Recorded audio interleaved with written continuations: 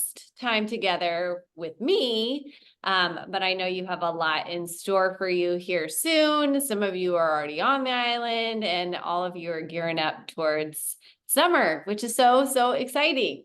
So I hope you're all doing well this morning, this afternoon, this evening, wherever you are.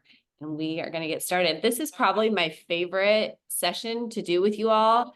And if you were with me last year, don't worry, it's not going to be a repeat, but there might be some things that you remember from last year. And that's great because we can all, in a second, make sure you're on mute, everybody, just so we don't get distracted.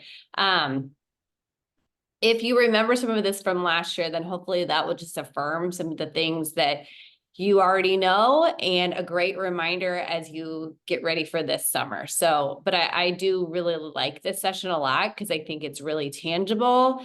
And I'm just going to use this next hour and a half to share with you all of the tips and tricks I have in my toolbox from teaching for 16 years. And hopefully some of these will stick and be super helpful for you. So that is my goal today. All right. Hey, Emily, can I say something really quick just before you start? Please. So I just wanted to let you guys all know, Nick and I will be here for the duration of this training, but in about a half an hour, we're going to be getting up and leaving our house to get in the car to drive down to Orange County for a celebration of life of Nick's uncle and my brother-in-law. So we'll still be with you, but we'll be in the car. So if you see us turn off our cameras and start to, well, you won't see us walk away, but that's why we're still here. Just wanted to let you know. Perfect. Thanks, Maria. Okay, so this is going to be our time together this morning. For the next hour and a half, we're going to have some connection here at the beginning. We're just going to remind ourselves of the norms that we agreed to. And then we're going to dig into just recognizing our own. I have the word triggers on here, and I know that word trigger can even be triggering for some people. And I want you to know when I say that we're not digging into like past trauma that maybe some people have that they're bringing with them this summer in their imaginary bag, but we're really more thinking about triggers as in like, what are the things that like push your buttons that campers do? So a little bit more surface level, not the really super deep stuff today, even though we hold space for that if you have some of those experiences. So just wanted to kind of clarify that language there. And then when something does cause us to react to a camper's behavior, or maybe even a co-counselor or someone that we're working alongside, how do we move from reacting to that to responding in proactive ways? And then I'm going to break it down into elements of relationships. So how do we establish relationships with kids and each other? How do we maintain them once we have a relationship? Just like we maintain our car and get oil changes and put gas in it and go to the doctor when we need a checkup, we have to maintain the relationships that we're invested in as well. And then also, how do we restore relationships when we've had to redirect a kid, or there's been a conflict, or there's been some tension between yourself and a co-counselor or something like that? How do we restore the relationship so it's actually stronger after that? So we're going to break it down within those three elements of relationships: establish, maintain, and restore. And then we're going to close up today just kind of asking you to connect this to your why statement and how this can help you in your work this summer. So that's going to be our session. So you probably all know the drill at this point, but I've got another message up here on the screen, and then we're going to use this image to do our connection activity. So could somebody read the message for us?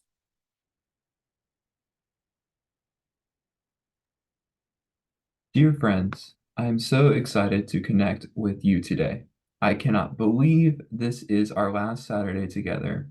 As you get settled, be ready to share which person on the tree you identify with right now at this moment in time. Thanks, Stephen. And thanks for catching my typo there and just fixing it for me.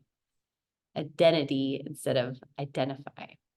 Okay, so if you can see the numbers, if you can't see the numbers, you can kind of just describe the little guy. But stick in the chat, say hello to everybody, and then tell us which number person you identify with today. And then we'll let a couple people share out, come off mute. So who are you today?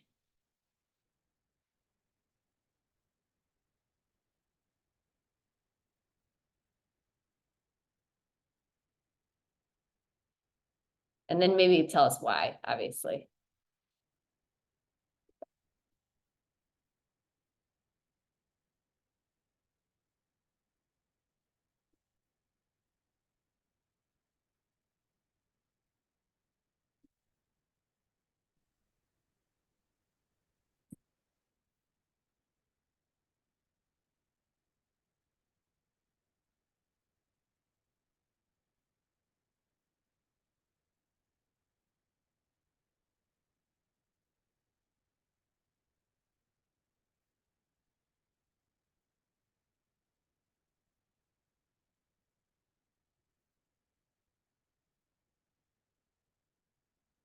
All right, we've got things from excited to super tired, relieved because finals are finished, excited, getting prepared.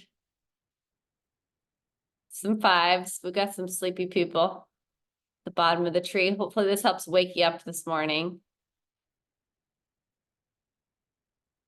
Love it. Love it. All right. So could maybe like 2 or 3 people just to break the ice and get everybody talking here. 2 or 3 people come off mute and tell us which number you chose and why.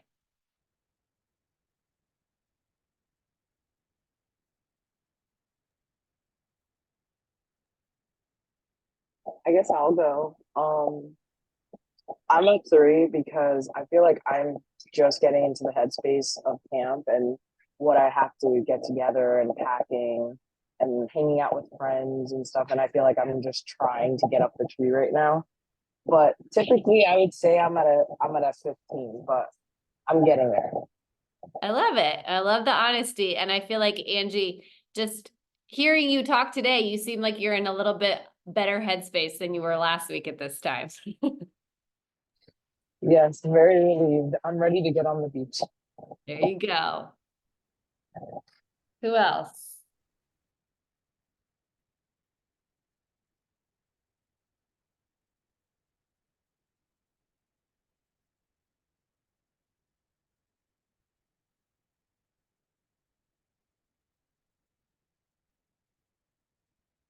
Come on, guys. I know you're not shy. I'll go. I feel like I'm number 18. Like I'm in a good spot. I'm just kind of like stretched arms. I don't know, like just kind of pleasant, enjoying the tree. Love it. It looks like you've got some buddies with you too. Yeah, I have buddies. Thanks, Liz. How about one more?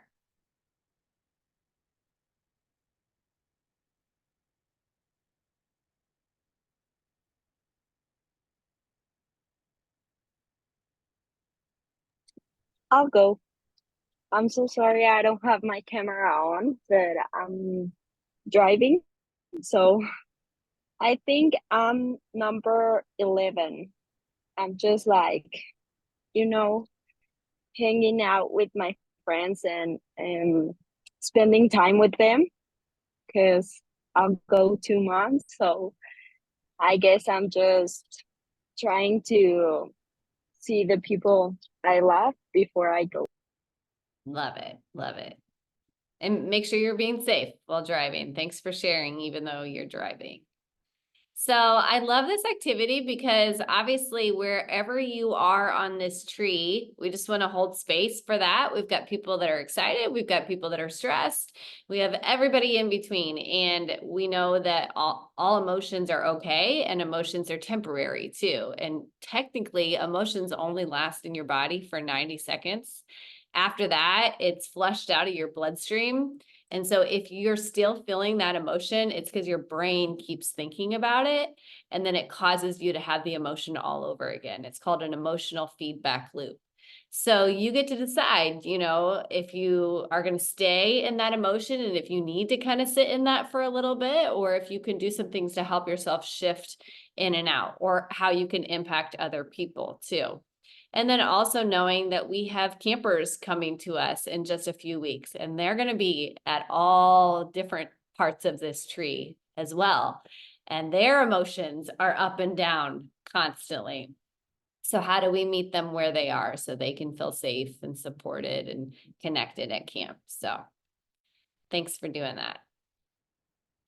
Okay, so these were our norms that we set together 2 weeks ago now, or I guess 3 weeks ago almost. And so I just want to remind you that thank you, those of you who are able to have your video on. That just helps us all feel like we're together in the same space and we can be engaged. And that is this first norm, is just to stay engaged.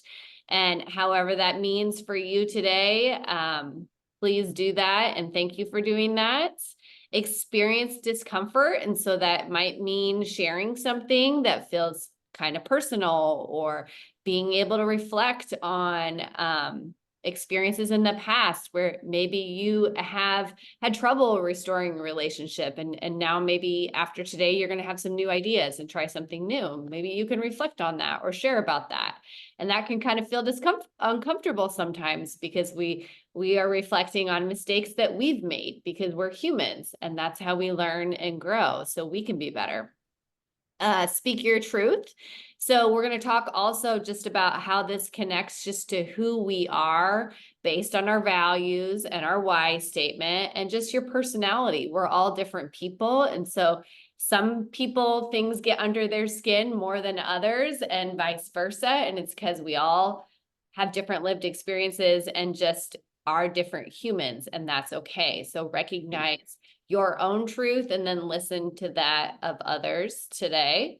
And then the last one, of course, is just expect and accept non-closure. So my goal is always to teach you one new thing or affirm things that you already know, but we're not going to solve all the challenges that are going to occur at camp with you and campers and behavior and all that, because you don't have a crystal ball and humans are unpredictable.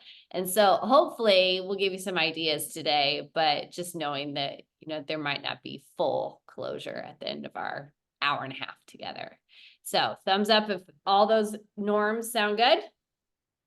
Great. And then I did this with new staff, but I shared it with you guys last time as well. Just thinking about this compass on the right and where we are all coming from based on who we are and how we come to conversations like this, and how we come with our full self, but how we always want to learn from others so we can move towards the center of that compass and have our own experiences, but then also learn from each other. So just want to remind you of that as well.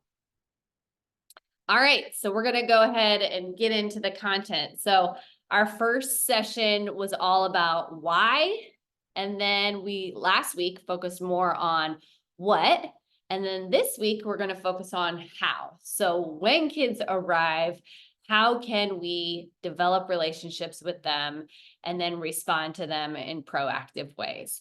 So one thing I want to share with you, which I know you all know, but it's still great to think about when you're not in the throes of camp, is that we know that at CIC this summer, you're going to teach way more than just archery and kayaking and skin diving and doing a skit at campfire. Those are all amazing experiences.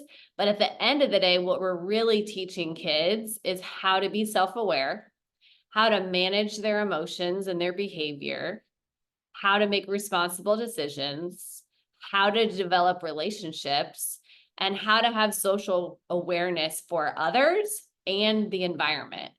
And so this wheel on the left, I use a lot when talking to schools to help teachers see how this shows up at school. But of course, it shows up at camp, it shows up at soccer practice, it shows up at church. It shows up anywhere where kids are learning and growing, and not just kids, of course, all people. So it happens in the classroom, it happens in schools, it happens at home, and it also happens in the bigger community. And that's where camp comes to play. And also, we know that these skills are caught, meaning that they are organically learned through life, just by your experiences. They are also taught, and camp provides a really special space for us to have the opportunity to teach these skills to kids.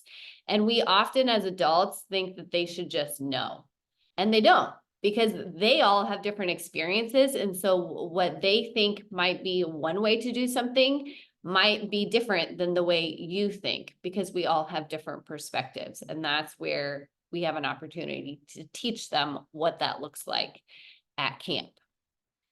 The interesting thing about behavior, and when you're thinking about teaching it, is that it's really personal, and it can trigger and cause people to take things really personally and then want to react in a negative way. It's just a natural reaction. And so I love this quote because it really talks about that. It says, if a child doesn't know how to read, what do? We teach. If a child doesn't know how to swim, we teach. If a child doesn't know how to multiply, we teach. If a child doesn't know how to drive, we teach. If a child doesn't know how to behave, we teach or punish. Why can't we finish the last sentence as automatically as we do the others? So I want you to think about your own childhood. And when you did something wrong as a kid, how did adults in your life usually respond? Think about that for a second and share a sentence or two in the chat. And I'm going to ask a couple of people to share out as well. So when you made a mistake as a kid, how did the adults in your life respond?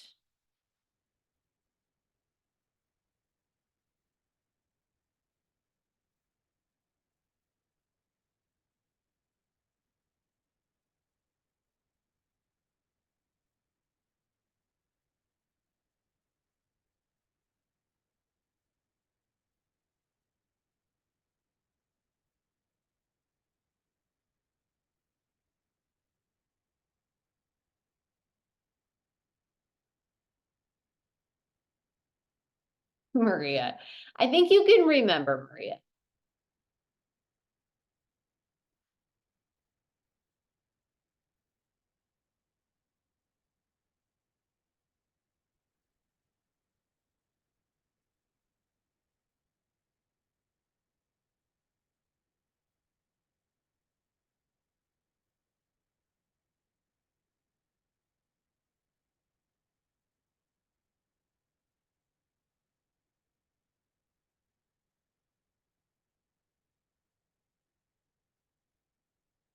I think it's interesting that several of you said it depends on the adult. And I think that really connects to what we've talked about with understanding ourselves first.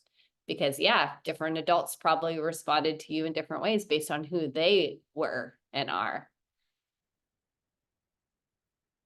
Nick.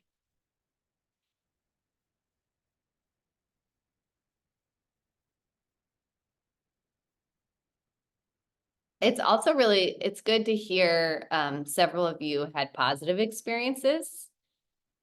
And I think also that speaks to your generation, because gentle parenting was a little bit more of a norm. Because I remember, especially in school, I remember certain teachers being scared of and being yelled at if I made a mistake, and shame and blame and things like that. Timeout. Yep. Yep.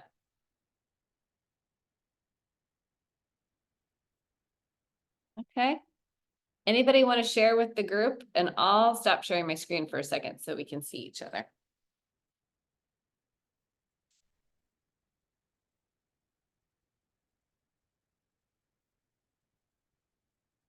Maybe can anybody think of like a specific experience that was positive or negative?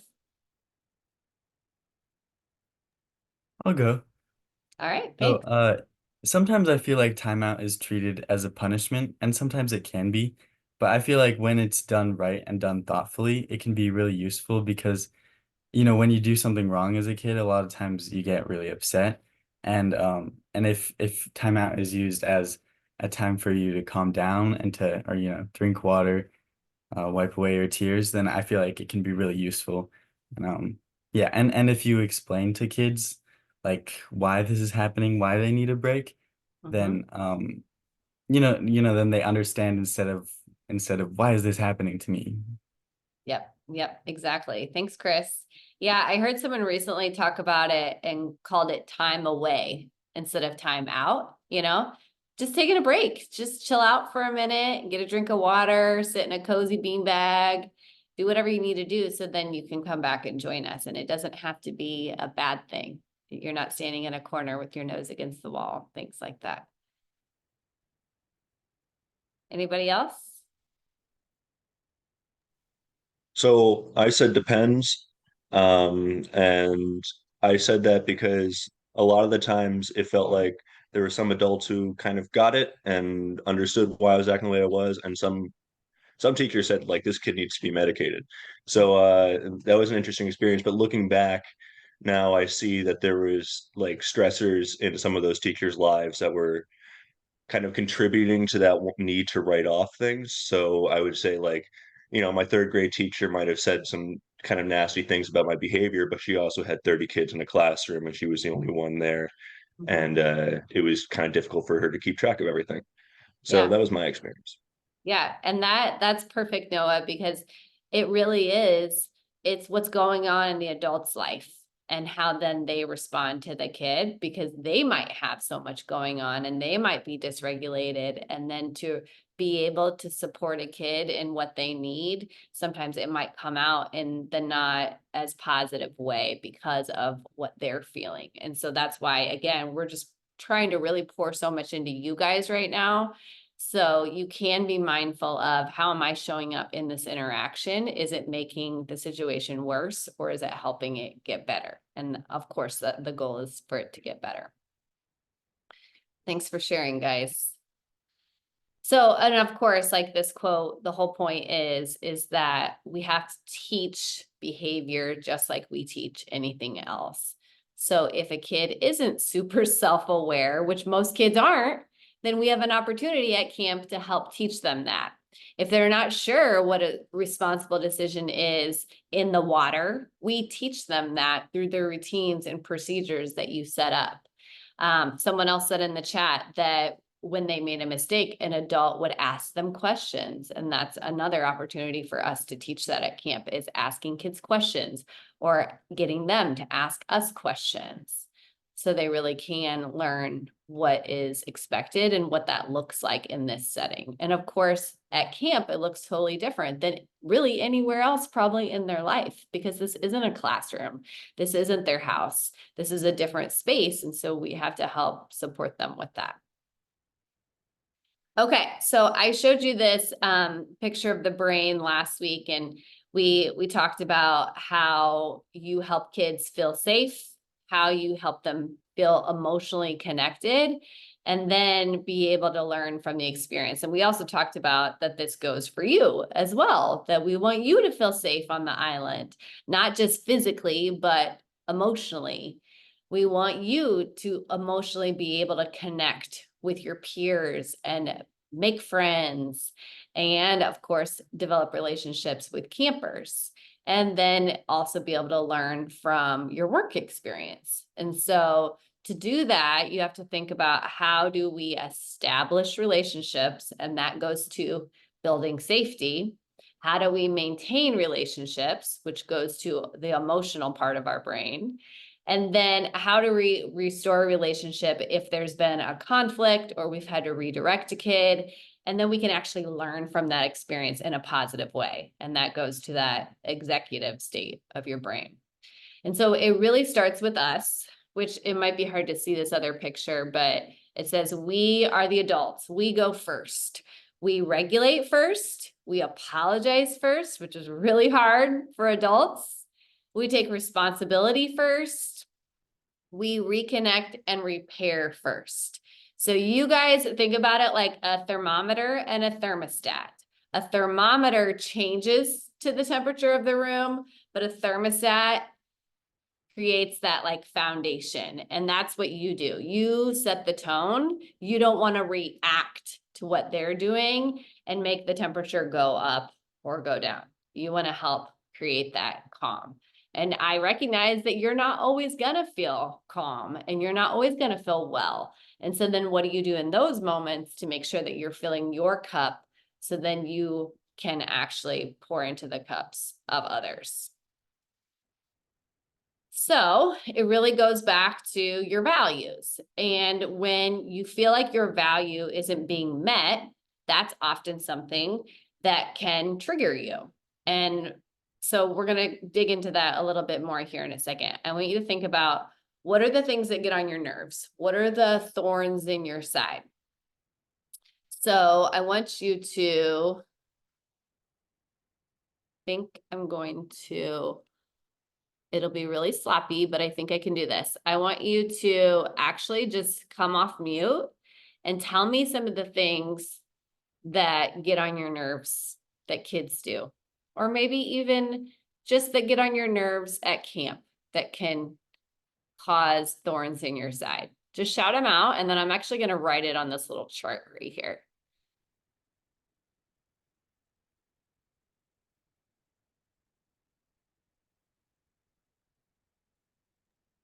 I think for me, when we're trying to explain, something that'll keep the camper safe, when they're like talking over us or not really paying attention or yeah. Yep. Communication. Communication. Can you tell me more on that one? Or lack thereof. Yeah.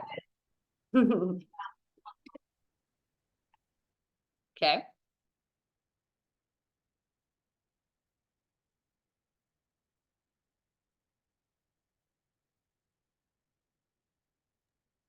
What else? Constantly asking questions. I don't know any kids that do that.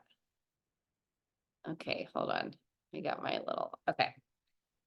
Lots of questions. And probably some questions related to something that you've told them a million times, right?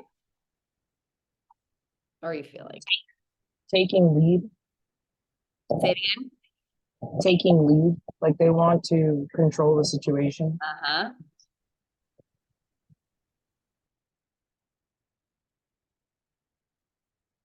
Couple more.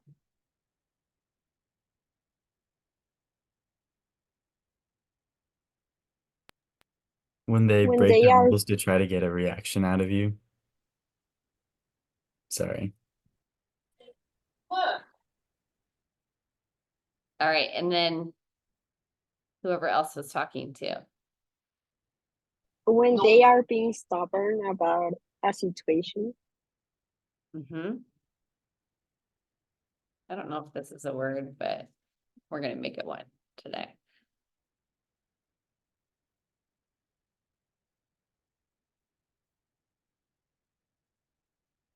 Anything else?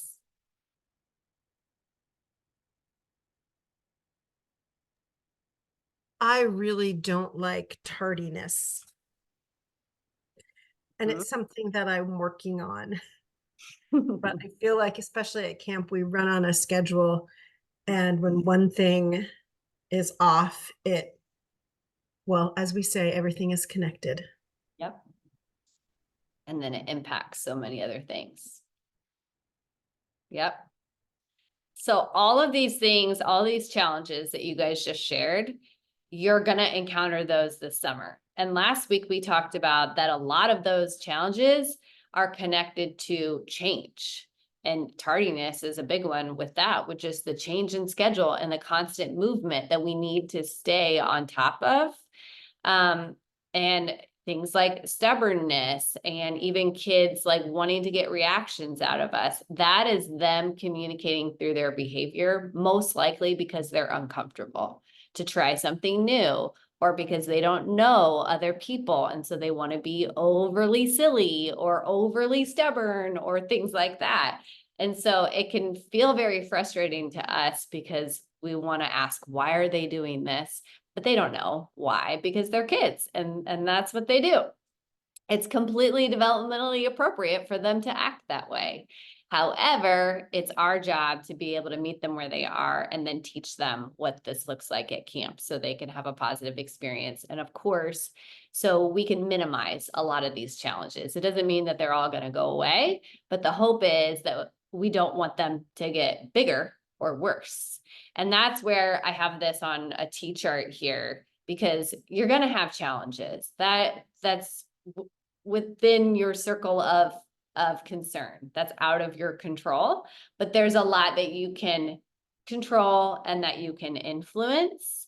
And that goes into this other side of the chart. So how do you move from reacting to these challenges, which often can make the challenge a bigger problem, to responding in proactive ways? And the goal of that is to help it get smaller and be a positive learning experience for the kids and for you. You don't want to have to constantly be putting out fires and reacting. You want to be proactively setting things in place so less of this will occur or that it will get smaller. So that's what we're going to go into next. Oh, and it looks like this stays on here. Well, that's fun. I don't know how to do that. How to get that off. Oh, here. Let me go here and delete. There we go. Okay, sorry about that, guys. All right, let's get back to where we were. So this is another great quote from a neuroscientist, and he's written a lot of great books about your brain and how to relate to kids. And Dr. Bruce Perry says that a dysregulated adult cannot regulate a child. So you got to focus on you first and then respond to the kiddo. And so, like I said, I like to think about that through this lens of establishing, maintaining, and restoring relationships. So the first part we're going to think about is establishing relationships. So we've talked a lot about just reflecting on ourselves and who we are. And I'm going to give you another activity to think about more about yourself and how you show up. And that's this True Colors activity. So for the sake of time today, because I have a lot of things I want to share with you, I'm not going to do this full questionnaire where you actually figure out which color you are. I think you know yourself well enough that you probably can figure out which one you would end up as after you took the little quiz. So I want you to think about who you are, your personality, your biology, your genes, the experiences you've had in life. And then are you more of a blue? And these people are driven by their emotions. They seek harmony in groups. They're enthusiastic, they're creative, and they're sympathetic. These are our deep feelers. Or are you more a gold? Loyalty driven, respects rules and authorities, responsible, organized, appreciative. Are you more of an orange? Short-term driven, welcomes change and variety, adventurous, competitive, and impulsive. And these are the great people to be around at camp because they're so fun. Are you a green? Logically driven, independent thinker, focused, efficient, and analytical. Think about, and I know you might be like, but I'm a blue and a green. Just try to pick one that you feel like you're the most like. And this also, I've got the compass over here too, because this is similar to maybe how you were on the compass. But pick which color you feel like most represents you, and then just stick that in the chat.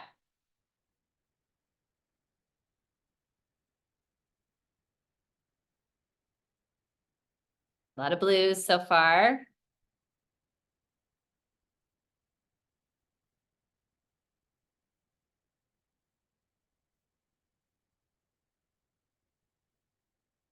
And then I actually, this will be kind of fun. If you know how to do it, if you go to your little box by your picture, there are 3 dots in a blue box. Go to, where is it? To rename, and next to your name, put what color you are, just so we can see that for the rest of our time together today.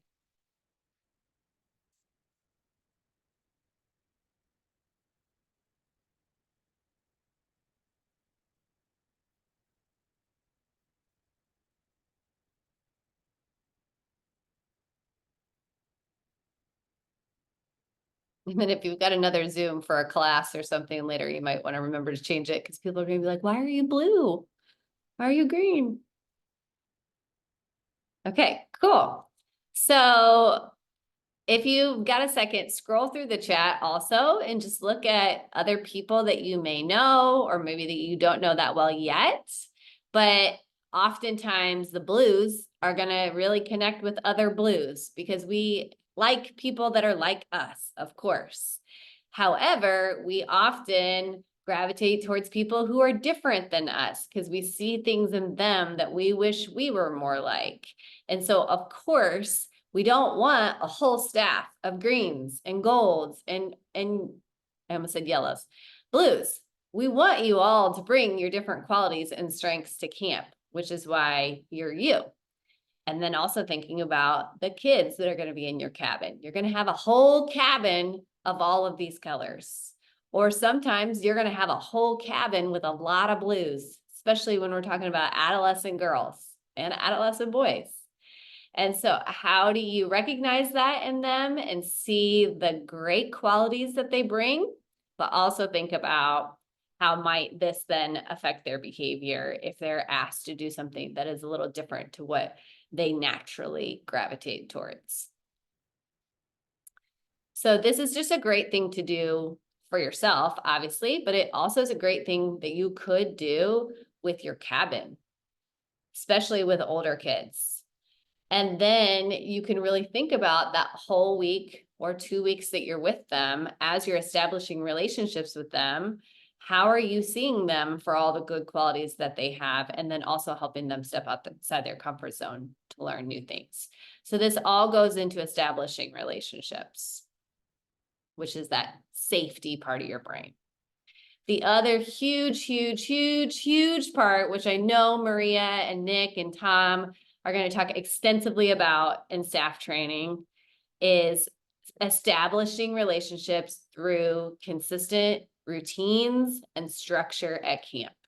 So those are your morning routine, how you move from activity to activity, your closing routine at the end of the night. How do you help kids reflect on their day and build that sense of belonging with each other?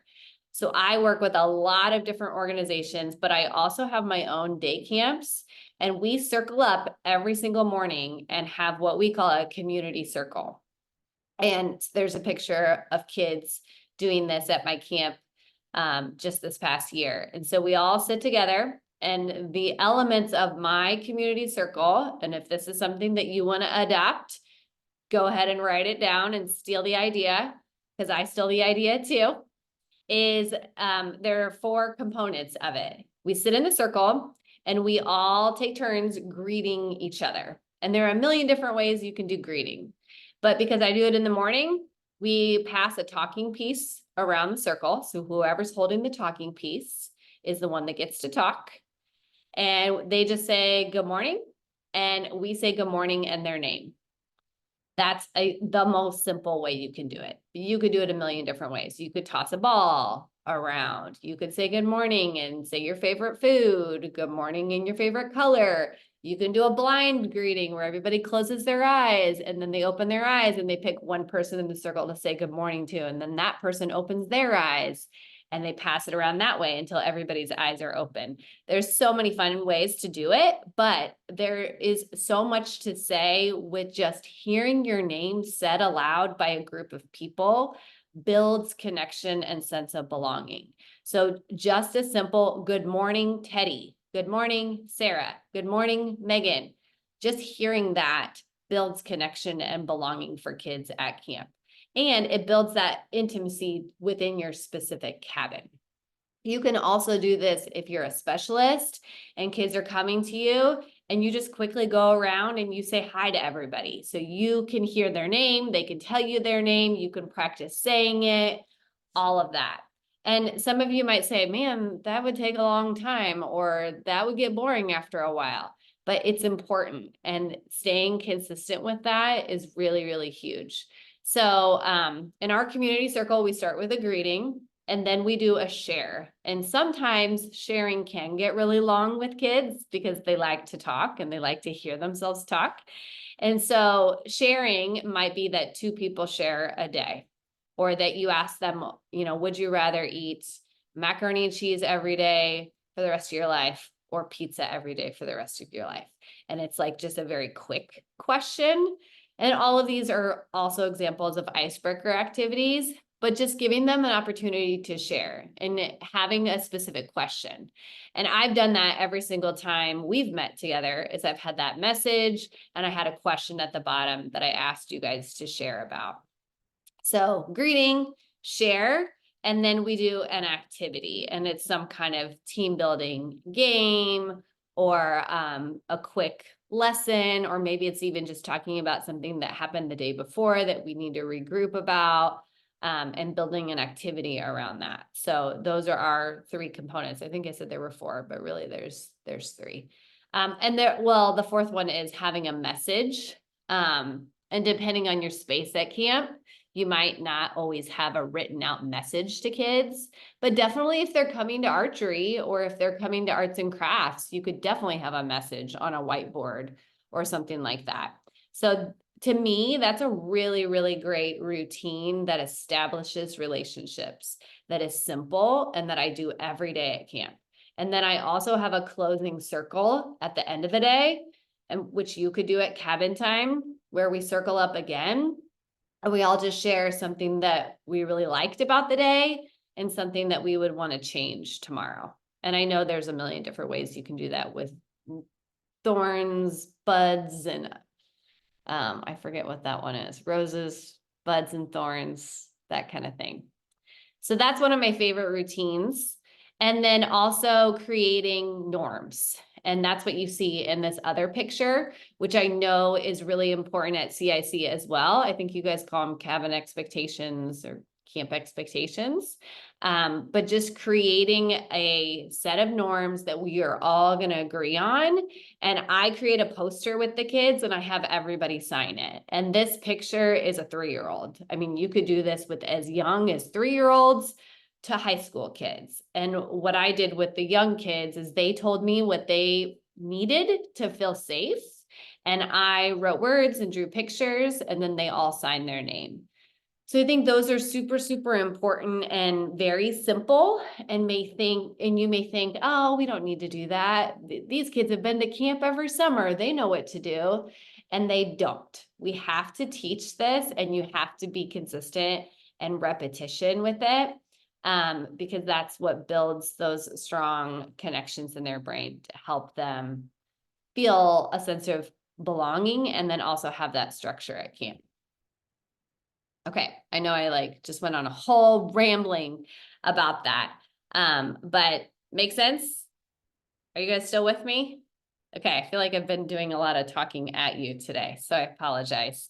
But like I said, I'm throwing up all my things that I want to share with you and tell you, but I do recognize that I want to hear your thoughts too. So please jump in if you have a question or comment. So going back to how do we move from reacting to responding, I think it's really important to break down responding within these 3 levels. So when a kid does something, your first reaction should not be verbally redirecting them 9 times out of 10, unless it's unsafe. Of course, then you definitely want to get out of the water or something like that.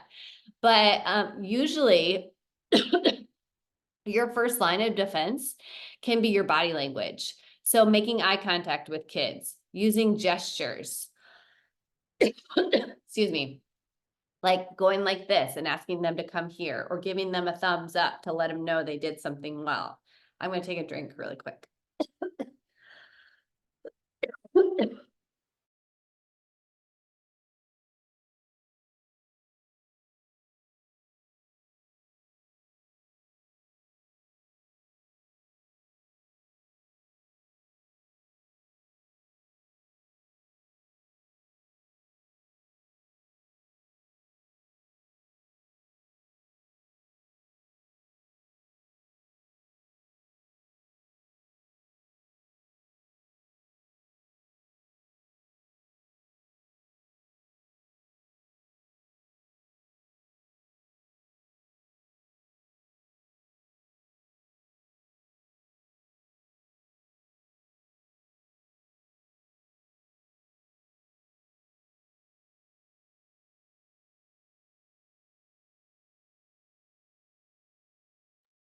So okay, great. I was gonna say, I just stuck something in the chat while I get my throat cleared.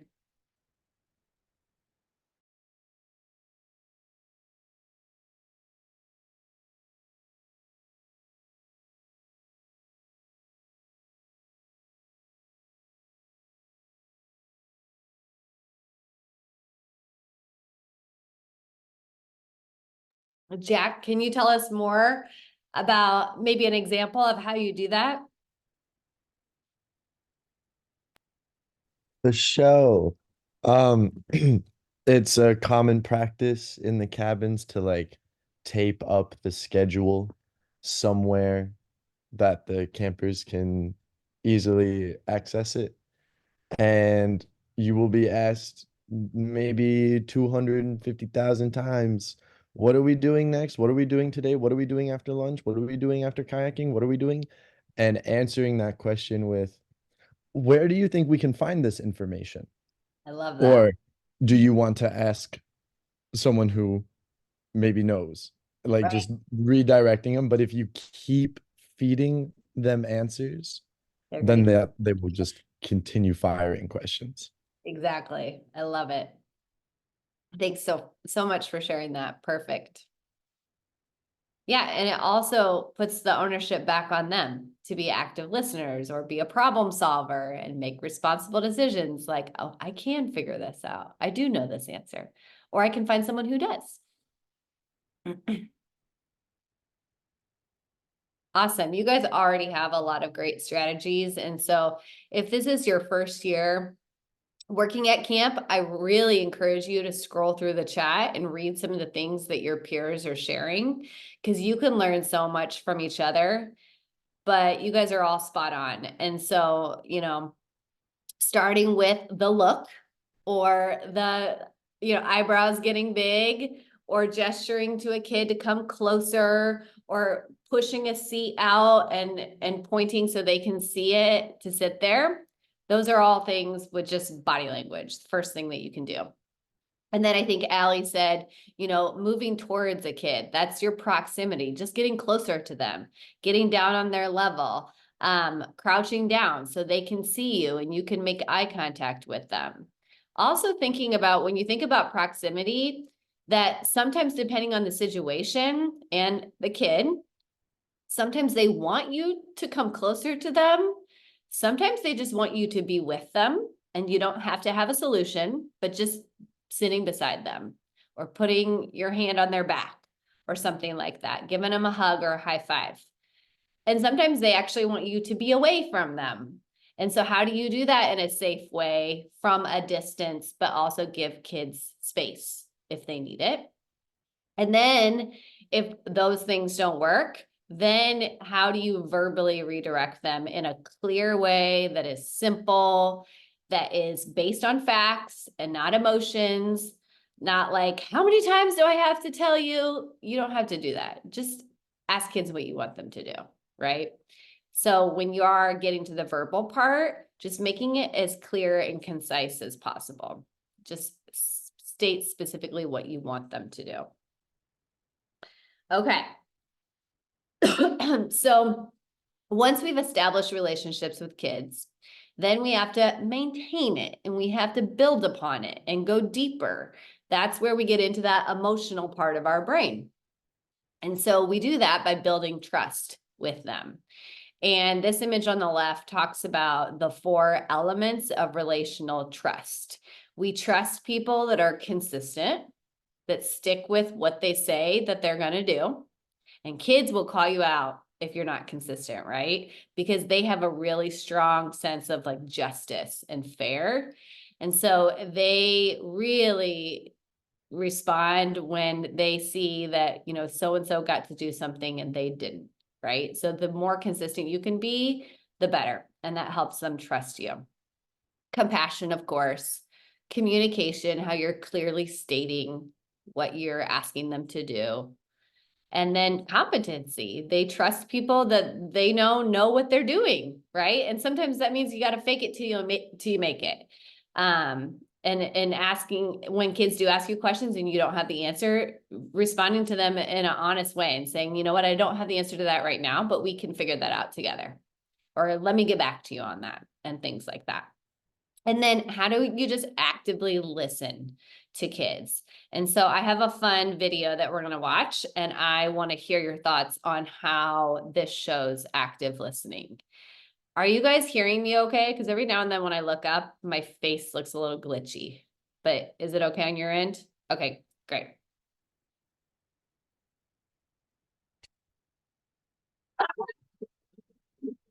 First, there was PlayStation, aka PS1. Then there's PS2, PS3, and now PS4. And that makes sense. You'd think after Xbox, there'd be Xbox 2. But no. Next came Xbox 360. And now, after 360, comes Xbox One. Why one? Maybe that's how many seconds of thought they put into naming it. Can you get the butter, please? Yeah. However, with the Xbox One, I can control my entire entertainment system using voice commands. Up until now, I've had to use Leonard. Then you get the other one. Pass the butter. Hang on. I don't feel like you're taking this dilemma seriously. Fine, Sheldon. You have my undivided attention. Okay, now, the PS4 is more angular and sleek looking. No way! It's true. But the larger size of the Xbox One may keep it from overheating. You wouldn't want your gaming system to overheat? No, you absolutely would not. And then furthermore, the Xbox One now comes with a Kinect included. Included? Yes. Not sold separately. Although the PS4 uses cool new GDDR5 RAM, while the Xbox One is still using the conventional DDR3 memory. Why would they still be using DDR3? Are they nuts?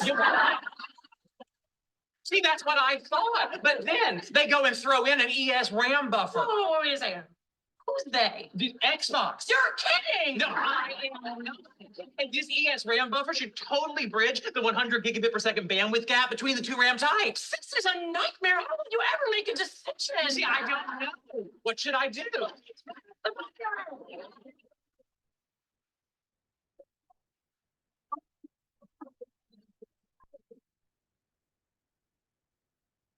All right, we have any Big Bang Theory fans in here?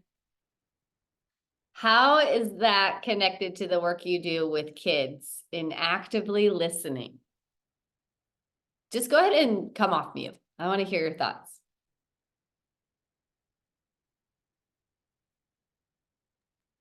I think like Oh, go ahead, Allie. I think like showing that you're paying attention, like even if it's, you know, the kids are talking about something like that you think is like ridiculous or whatever, like it's not ridiculous to them. So just like just nod and be like, wow, cool. Right, right, exactly. They just want to be heard. They just want to feel special. And like Maria just said, sometimes it's pretending to care about things that you don't really care about just to enter their world. And that builds trust. That helps them feel seen. So think about that on those days where you feel like a kid has told you about Pokemon for the 10 millionth time. How do you just kind of hold space for that kiddo and help them feel heard? Pokemon Go, right? All right. Oh.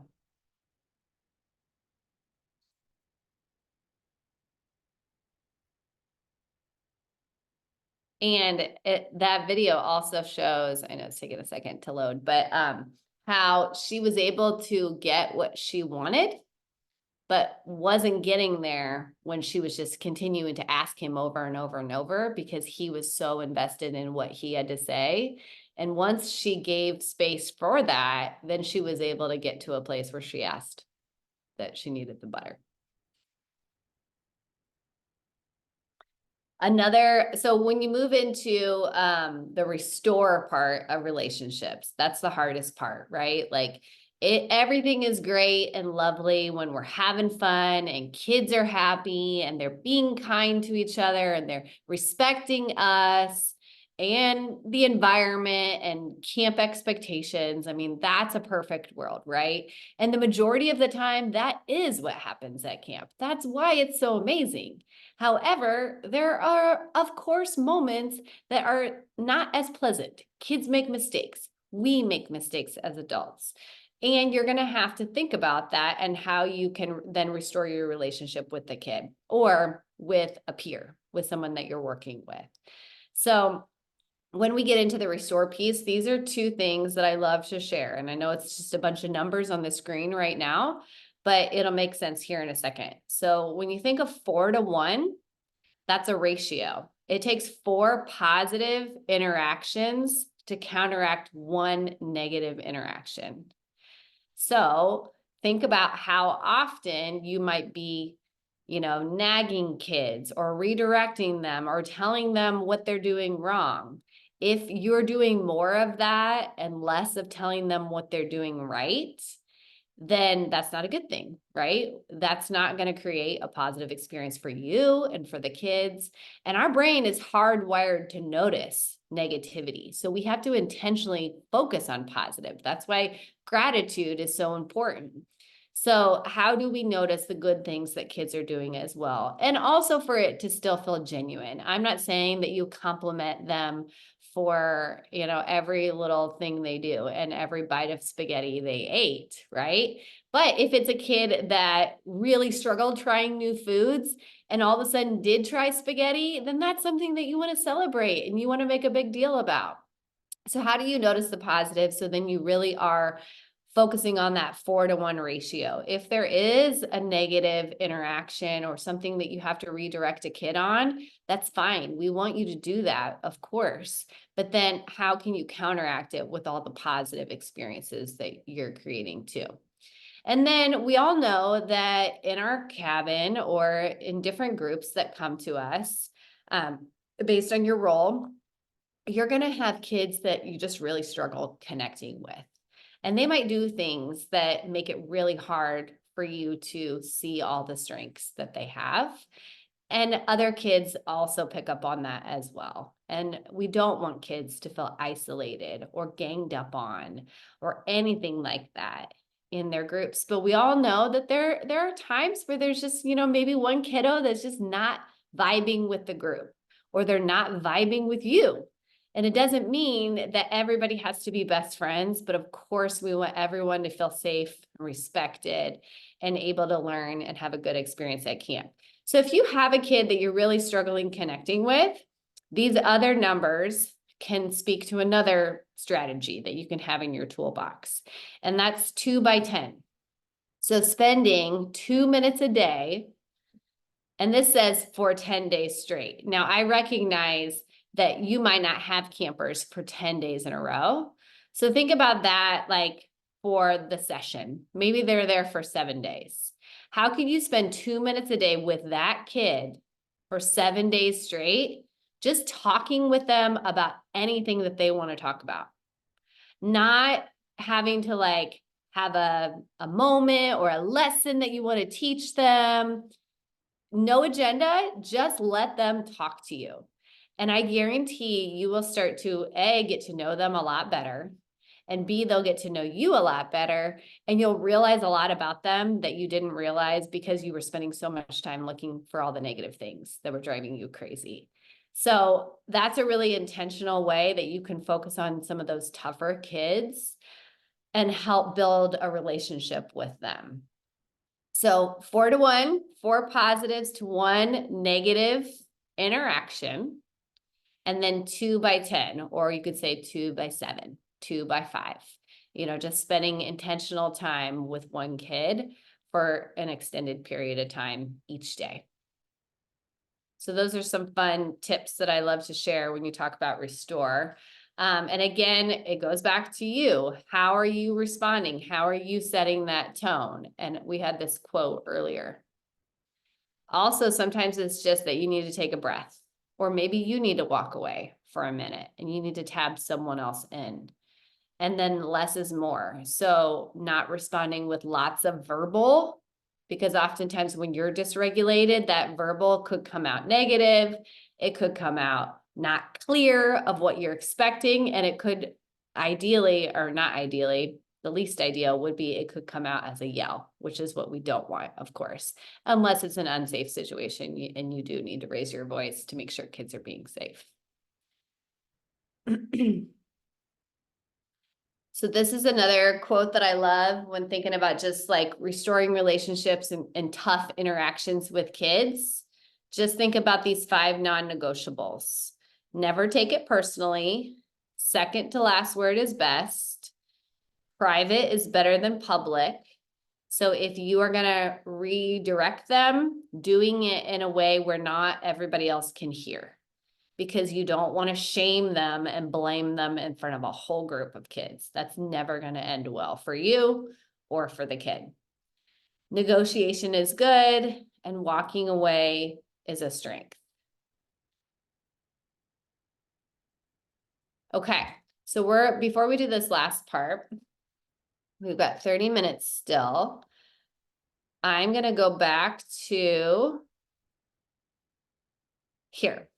And in a second, I'm going to stick 2 links in the chat that are underlined right here. And they're going to take you to 2 different Google documents. And it's going to be kind of a choose your own adventure. With your small group in your breakout room, 1, you know, introduce yourself, say hi to everyone in case you don't know everyone. And then 2, I want you to open 1 or both of these documents and just have conversations about how this could apply to your work at camp. So the first one is this PDF about how you build trust. And it goes into all the different ways that you can establish trust with another person. It'll say like what that type of trust is. It'll give you a definition, and then it will give you an example. It says what it looks like. And it says students in here a few times, but just think campers, obviously. So have conversations about how you have in the past developed trust with kids. And you can also think about each other that you're working with, or have conversations around how you plan to and how this might give you some ideas about that. So that's one resource to explore and have conversation around. And then the other one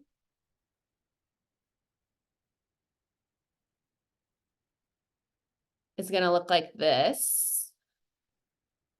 And it has, sorry, it's taking a second to load. It has different ways and examples of how you listen to kids, how you acknowledge and validate how they're feeling, how sometimes it's okay to even just agree with them, how you defer it to like another time. So like, let's talk about this when we're both ready.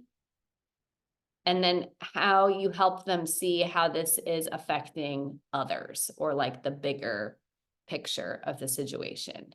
And so for these, it breaks down just different phrases that you can say when a kid does something, or some different examples of what this might look like.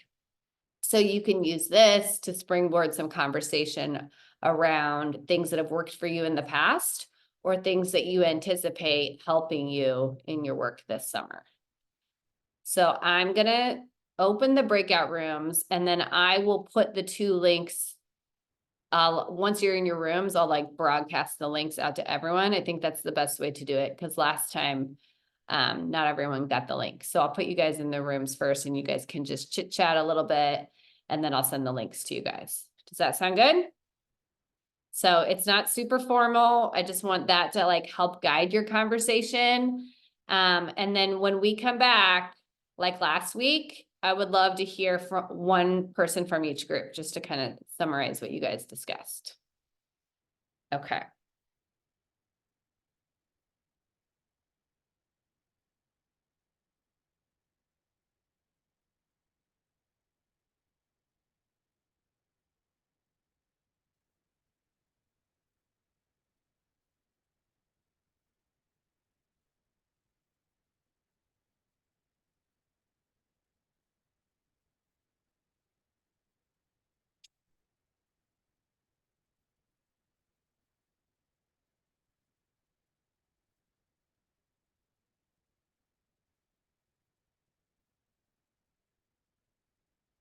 You're driving. Or Greetings from the car. I'm gonna try this time to stop, pause, record.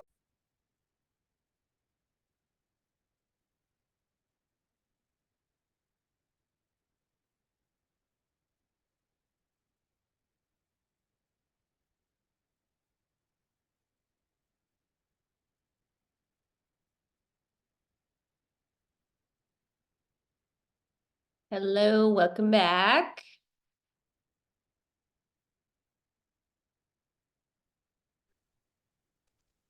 Hello, hello. Welcome back, everybody. Everybody's trickling back in here.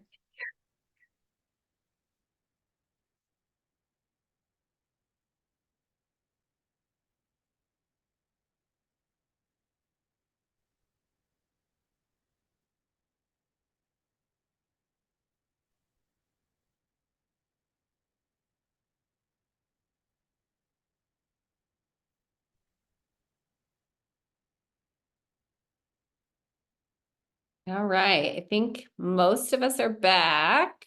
Hope you guys had good conversation. Sorry about the link, but I think everybody got it towards the end. So we're just gonna go quickly around, and I'll just say like the number of the room, but I don't know if you guys know what number you were. So it doesn't have to be super formal. Anyone can go and just summarize some of the conversations that you had. And then we'll do one more little thing together today, and that will be the end of our time. So if you know that you were in group one, how about group one share your summary?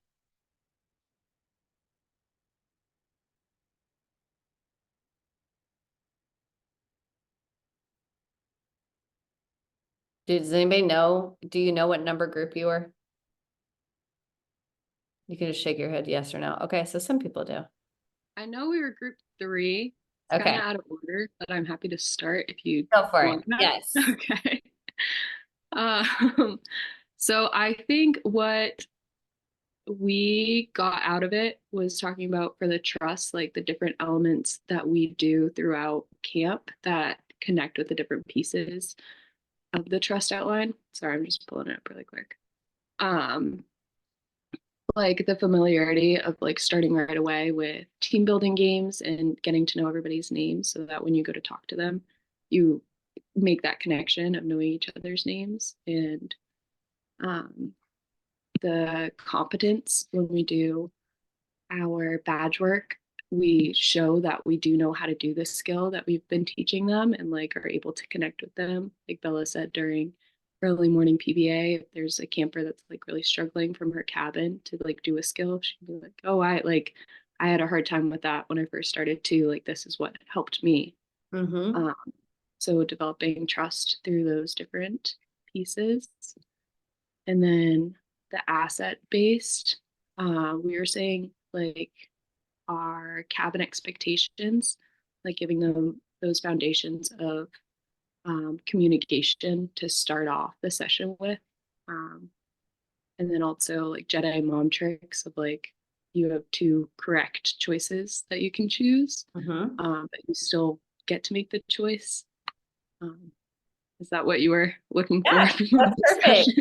Yes, Okay. there's no right or wrong way to do it. Perfect. Thanks, Dana. Yeah. All right, and we don't have to go in order. Who else? Who wants to jump in next? I can go next. All right. It was in group 4, and we focused a lot on like what trust looks like. We talked quite a bit about like selective vulnerability. Angelique had shared a really good example of like kind of posing questions based on something that she had learned, where when you're sorry, I'm like trying to wrap my thoughts, but so instead of pointing out kind of like an issue or a problem that of something that's going on with a child, it's posing it more as a question, as like, I need help with this. Like, how do we help like organize the shoes, instead of being like, the shoes are a mess, like how do we fix this? Because then the kid's like, oh, they need help organizing the shoes. This is something I can do. Yeah. And then we also talked about like how trust is built through the competence level, and that's really associated with like the schedule that's there at camp. So even if like we may not know everything that's going on, the schedule is very much like solid and we can always rely on that, and that helps kids too. And then we brought it back to the slideshow of how you had mentioned like what, like if you may not know an answer to a question, you can just say like, oh, I don't know that answer right now. I will get back to you as soon as I know that. So that's kind of some of the things we talked about. And then like Pato mentioned it, challenge, like he sometimes might struggle with heights. And so when a camper comes up like with that, they're able to like, hey, I do too. But Right. like we can do this together, and like building trust through that. Perfect. Thanks, Liz. Mhm. Who else wants to jump in? Something we talked about in my group was hold on, like familiarity. Since like a lot of the kids in each cabin are gonna be the same or similar ages, just like that familiarity is gonna be really nice. Similar interests and being able to connect about things that age of kids like. Okay, I think we had 2 other groups.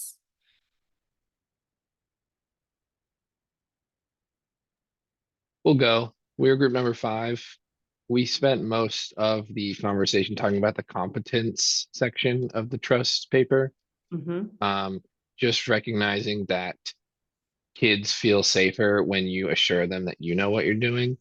So I'm a sailor, so I made the comparison to my program where can be very scary to go out on the water, especially when it's really windy and wavy. So just making sure that you know and that the kids know that you know what you're doing, that makes them feel safer out there, and that is what generates that trust. Yep, exactly. It's like the same concept of, who's been on a plane and there's turbulence and you look at to see the flight attendant's reaction, right? If they're staying calm, you're like, we're good. I know I'm fine. Okay, I think there was one more group.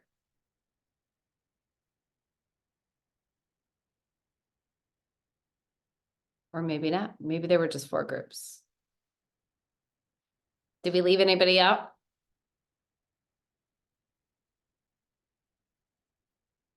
Okay, we'll jump in if we're leaving you out. Okay, so we've got 2 minutes left, and I just have one more thing that I want you to reflect upon. So I want you to think after today and after our past 3 Saturdays together, think about this like a stoplight, yellow or red, yellow, green. After today, what is something you could start doing, something you could stop doing, or something you could continue doing? And then also think about how that reflects your why statement that we created together. Because at the end of the day, that's how we want you showing up every day at camp, on those hard days, on those great days, and everything in between. That's what's going to ground you. So what's something you could start doing, stop doing, or continue doing? Stick that in the chat. And then after you do that, it is 1:30. Oh, wait. Stick it in the chat, and then I'm going to let Nick, if he's able, chime in, because I do think he has an announcement. So go ahead and type in your answer and I'll let Nick chime in. And then I also just want to thank you all again. I've loved spending my last 3 Saturdays with you. And I wish you the best summer and can't wait to follow your journeys on social media and connecting with you next summer and maybe even sooner. So thanks so much. Stick your reflection in the chat and then I'll let Nick or Maria or whoever have the last word. Hi, everyone. Greetings from the car. Just wanted to share with everyone that we are traveling to camp, some of us next week, which is very, very exciting. If you do not have your travel plans already and need some help with that, reach out. We're happy to help out with that. If you are, well, the day you're traveling to the island, please try to get to the boat terminal, especially if you're a new staff member, by like 12:30-ish. We have to do all of the fingerprint background checks, and that can be a little time consuming. So we want to make sure that all gets done before the boat leaves. Some of you may be wondering, we didn't have a couch to camp last week. What's going on with that? Well, we're getting a 2 for next week. So you're getting 2 next week. So don't worry. If you're panicking, it's okay. It's coming. That's all I got. Bye, everyone. Thanks, everybody. I know it's hard. I gave you 2 main directions. It's hard to like type and listen to Nick at the same time. So if you don't have to get off right away, I'd love for you to stick in the chat. What would you like to start doing, stop doing, or continue doing? If you have to run off, just give us a wave goodbye. And then after you type your answer, then everyone can wave goodbye. Thanks again, guys.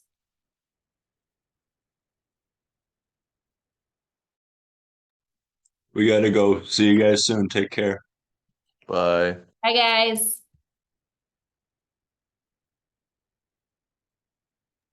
Thank you. Thanks, Allie.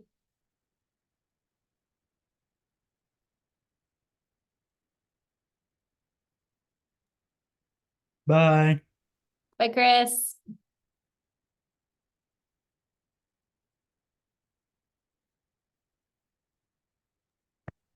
Peace out. Thank Bye, you. Jack. Bye, thank you. Guys. Bye, Dana. Thank you. See you guys. So Noah and Thomas, I want to know what Bye.